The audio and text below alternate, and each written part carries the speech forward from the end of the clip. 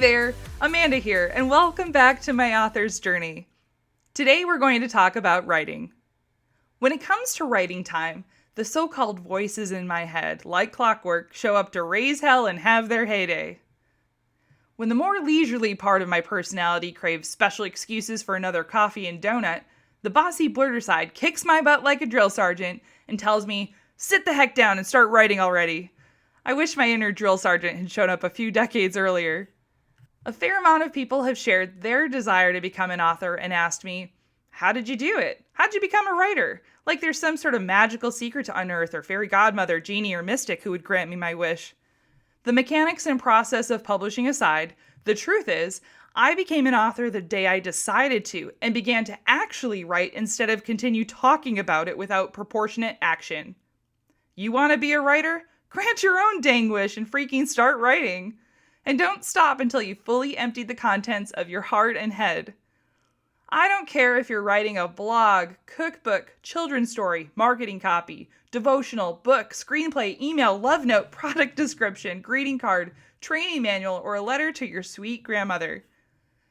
If it only exists in your head, it's non-existent to the rest of us here on planet Earth, and the reason why your goal to become a writer is an ever-moving horizon. Your action isn't backing up your dream, so until you bring it into life in the 3D world, it will forever remain to be seen. If you're beginning to feel exposed or even attacked by what I'm talking about, pay attention to that tender spot. Have you considered why you might be taking offense? Or why when other people accomplish a similar dream, you start to feel upset or jealous or even restless inside? Pay attention to the words moving across your lips when you speak of these achievers. If the aftertaste doesn't inspire you to take action, there's a pretty good chance a resentment or bitterness has settled in, because deep down, you know you haven't followed through for yourself on this goal. You might be thinking, but Mandy, I thought you were going to tell me more about publishing, the actual process. I already know enough about mindset. Okay, fair enough. If you're solid on everything you need to know about personal development and mindset, and you're ready to jump right into publishing, let me ask you this. Is your manuscript complete? Just a guess, and this won't apply to some of you, but the majority probably don't have a fully finished manuscript or two sitting around just collecting dust. Were that the case, you wouldn't be watching this. You'd be eyeballs deep in the editing process, or have your head down in the next project, or even creating your own videos to help aspiring authors. Believe it or not, there are even some folks watching who deeply desire to be an author, but instead of writing, are using publishing-related content to procrastinate the actual work of writing. Is that you? Just because you're learning about it through these videos, trade magazines and text, or you've hired author coaches, attended online or in-person workshops, it does not mean you are actually making progress on becoming an author. Now, all of these instructional and developmental resources are important, but if you are not actively writing and producing something tangible to pass to an editor or reader, you are sadly playing in the land of make-believe, my friend. The longer you pretend this research is getting you closer to becoming an author, the harder it will be for you to use your creative muscles and write, not to mention overcome imposter syndrome should you cross the publishing finish line at some point. If you haven't begun writing or writing on a regular basis, this is a message you need to hear. If your dream of authordom is going to become a reality, you can no longer hide away under a blanket of complacency and excuses. Remember, anyone can become an author, but that doesn't mean everyone should. What I found to be truer with every writing project I embark on, while I'm setting out to create something outside of me, the creation is actually shaping me, my habits, my character. If I'm half-assing it, the work reflects half-assery. If I'm trying to sound smart, the text is mentally taxing and it feels dissonant in the reading.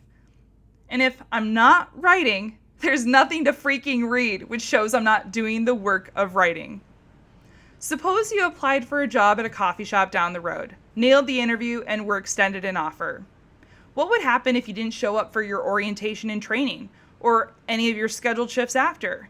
You wouldn't have that job for very long now, would you? If you want to be a writer, you better be writing.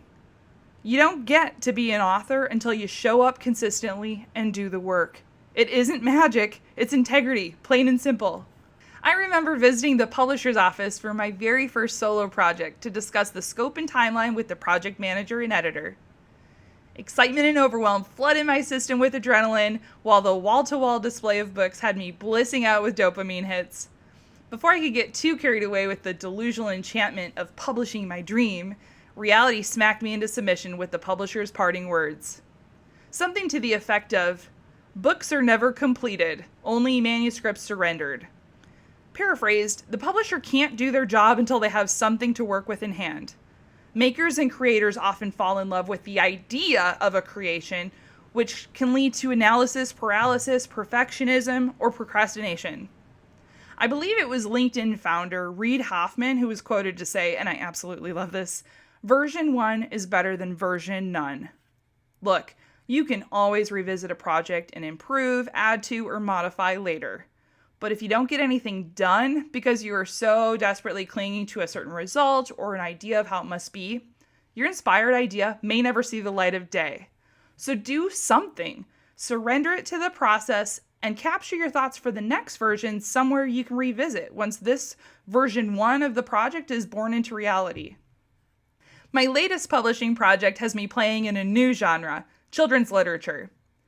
What was most challenging and profound about the editing process is the fact that children have short attention spans, which limits the word count and complexity of elements that you can include. And as technology advances, we all have shorter attention spans. We live in a world where if you want to be heard, you better make your point quickly. Your ideas and dreams can be saved for another project, so focus on what is most important now. Get it out of your head and onto paper or a digital record so you have it for this project or one for later. Do the writing work and finish it. Get present to whom you are addressing the content and what they most need. If you have a photo of someone who best represents your target audience, I highly recommend that you place it near your writing space. I'll refer to this person as your ideal reader avatar.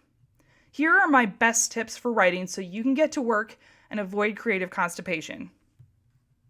First, think of writing or being an author as a job that you're responsible and accountable for.